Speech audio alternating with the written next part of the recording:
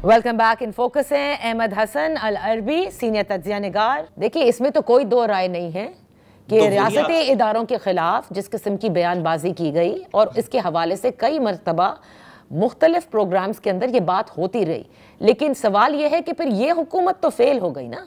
देखिए, PTM की government गुजारी, मौजूदा निज़ाम आया 2024 8 फरवरी के बाद, वो कुछ कंट्रोल नहीं कर सकी, ना अपना कोई बयानिया बना सकी कि खुद से डाई डाउन हो जाए द नॉइजियर एलिमेंट्स।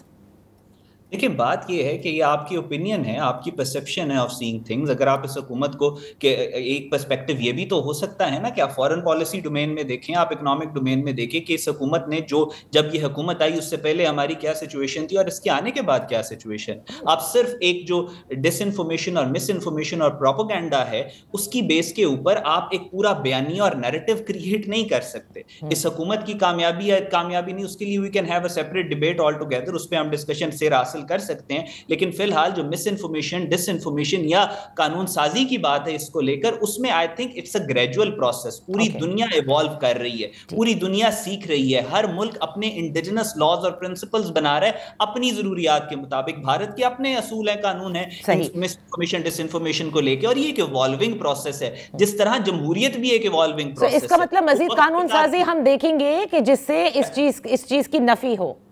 इंपॉर्टेंट ये है कि डायरेक्शन सेट होनी चाहिए, डायरेक्शन में कंफ्यूजन नहीं होनी चाहिए। Once the direction is set तो फिर गवर्नमेंट हो या बाकी इदारे हो, वो उसके ऊपर बिल्डअप करते हुए अपने आप को बेहतर कर सकते हैं। नथिंग इज परफेक्ट, दुनिया में कोई असूल कानून परफेक्ट नहीं होता, लेकिन वो ग्रेजुअली टाइम के साथ, डिमांड्स के साथ अपने आप को रेक्टिफाई करता है, बेहतर करता है। इंपॉर्टेंट थिंग इज कि पिछले 2 से 4 दिनों में और उससे पहले अगर आप लार्जली देखें इसको एज अ बिगर पिक्चर, तो पाकिस्तान की इंफॉर्मेशन वॉरफेयर को लेके जो कवानीन और असूल हैं उसकी डायरेक्शन सेट हो चुकी है। अब इस पे प्रोसेस आगे बेहतर से बेहतर होता हुआ मुझे तो नजर आ रहा है। अच्छा, आपको नज़र आ रहा है।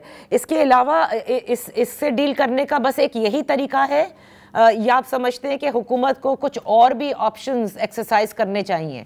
जो कि आज खबरें हैं कि तहरीक इंसाफ के जो 9 मई में मुलव्वस लोग थे, उनके जो सारे नाम हैं, जो उनके पहले वफाकी वज़रा थे, काबीना के मेम्बरान थे, उनको एग्जिट लिस्ट के अंदर शायद डालने की सोचा जा रहा है। मुलाकातें एक तरफ बंद कर दी गई हैं। आज अता तारड़ साहब भी ये कह चुके हैं कि अब इनसे मुज़ाकरात हो नहीं सकते, वो टाइम उन्होंने गंवा दिया है। देखिए, बात यह है कि आप अगर पिछले 3 साल की बात करें तो पीटीआई का जो ये so called quote unquote aggressive posture है, उसने पीटीआई को कुछ अर्न करके नहीं दिया। टॉक्स के ऊपर नॉन सीरियसनेस आपने पीटीआई की देखी कि किस तरीके से एक तरफ वो बात करते थे कि हम नेगोशिएट करेंगे और हम जो है मुज़ाकरात की बात करेंगे, और दूसरी तरफ और वाइल हो जाता था उनका जो सोशल मीडिया प्रोपेगेंडा। आपने शुरू में बात की कि जो पीटीआई की जेल के अंदर क़यादत है उसके ऊपर पाबंदी लगा दी है, लेकिन इनका नेटवर्क तो सारा बाहर से चल रहा है। बात यह है कि जो जेल के अंदर क़यादत मौजूद है पिछले 3 साल में, क्या उस क़यादत ने कभी भी ये स्टेटमेंट दिया है कि जो पीटीआई के अकाउंट्स झूठा फेक प्रोपेगेंडा कर रहे हैं रियासत के खिलाफ, वो हमारा उनसे कोई ताल्लुक नहीं है? या एटलीस्ट इतनी बात की हो कि जो इतनी गंदी गालियां सोशल मीडिया के ऊपर हर किसी को देते हैं और माओ बहनों की इज्जत पामाल कर रहे हैं, इनका हमसे कोई ताल्लुक नहीं, इनका इस्लाम से कोई ताल्लुक नहीं। जाहिर है क्योंकि पाकिस्तान तहरीक इंसाफ इन सोशल मीडिया प्रोपेगेंडा हैंडल्स का इस्तेमाल कर रही है पाकिस्तान के खिलाफ, पाकिस्तान के इंटरेस्ट्स के खिलाफ।